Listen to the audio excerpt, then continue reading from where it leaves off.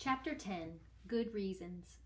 The entire mouse community, as instructed by the most very honored head mouse, had gathered behind the wall of the castle ballroom. The members of the Mouse Council sat atop 3 bricks piled high, and spread out before them was every mouse, old and young, foolish and wise, who lived in the castle. They were all waiting for Despereaux. "Make way," said Furlough. "Here he is, I've got him. Make way." Furlough pushed through the crowd of mice. Despereaux clung to his brother's tail. "There he is," the mice whispered. "There he is. Oh, he's so small. They say he was born with his eyes open." Some of the mice pulled away from Despereaux in disgust, and others, thrill-seekers, reached out to touch him with a whisker or a paw. "The princess put a finger on him. They say he sat at the foot of the king. It is simply not done," came the distinctive voice of Despereaux's Aunt Florence. "Make way," shouted Furlough. "I have him right here. I have Despereaux Tilling, who has been called to sit with the Mouse Council." He led Despereaux to the front of the room. "Honored members of the Mouse Council," shouted Furlough, "I have brought you Despereaux Tilling, as you requested, to sit with you." He looked over his shoulder at Despereaux. "Let go of me," Furlough said. Despereaux dropped Furlough's tail. He looked up at the members of the Mouse Council. His father met his gaze and then shook his head and looked away. Despereaux turned and faced the sea of mice. "To the dungeon!" a voice cried out. "Straight to the dungeon with him!" Despereaux's head, which had been full of such delightful phrases as happily ever after and lovely ears and I honor you, suddenly cleared. "Straight to the dungeon!" another voice shouted. "Enough," said the most very honored head mouse.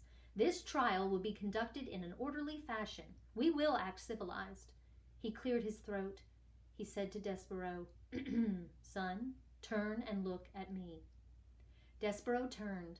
He looked up and into the head mouse's eyes. They were dark eyes, deep and sad and frightened. And looking into them, Despereaux's heart thudded once, twice. "Despereaux Tilling," said the head mouse. "Yes, sir," said Despereaux. "We, the 14 members of the Mouse Council, have discussed your behavior. First, we will give you a chance to defend yourself against these rumors of your egregious acts. Did you or did you not sit at the foot of the human king?" "I did," said Despereaux. "But I was listening to the music, sir. I was there to hear the song that the king was singing." "To hear the what?" "The song, sir. He was singing a song about the deep purple falling over Sleepy Garden walls." The head mouse shook his head. "Whatever you are talking about is beside the point. The question is this, and only this. Did you sit at the foot of the human king?" "I did, sir." The community of mice shifted their tails and paws and whiskers. They waited. "And did you allow the girl human, the princess, to touch you?" "Her name is P." "Never mind her name. Did you allow her to touch you?" "Yes, sir," said Despereaux. "I let her touch me. It felt good." A gasp arose from the assembled mice. Despereaux heard his mother's voice. "Mon Dieu, it is not the end of the world. It was a touch. What of it?" "It is simply not done," came Aunt Florence's voice from the crowd. "To the dungeon," said a mouse in the front row. "Silence!" roared the most very honored head mouse. "Silence!" He looked down at Despereaux. "Do you, Despereaux Tilling, understand the sacred, never-to-be-broken rules of conduct for being a mouse?" "Yes, sir," said Despereaux. "I guess so, but—" "Did you break them?" "Yes, sir," said Despereaux. He raised his voice. "But I broke the rules for good reasons, because of music and because of love."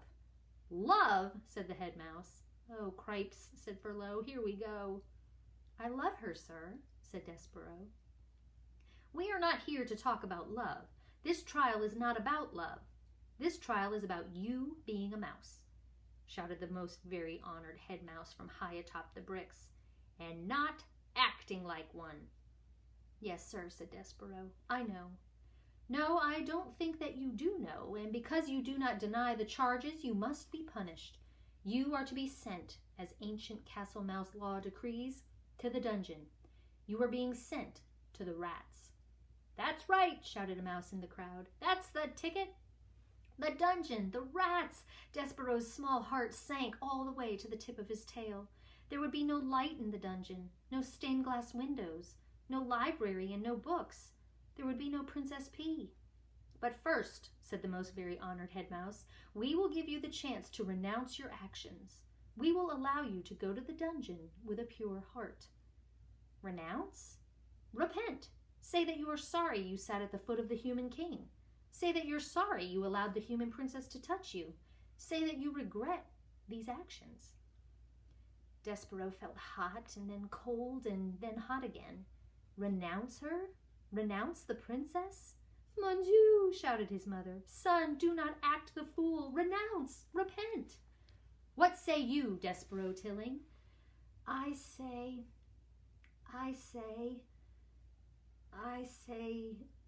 no, whispered Despero. What? Said the head mouse. No, said Despero.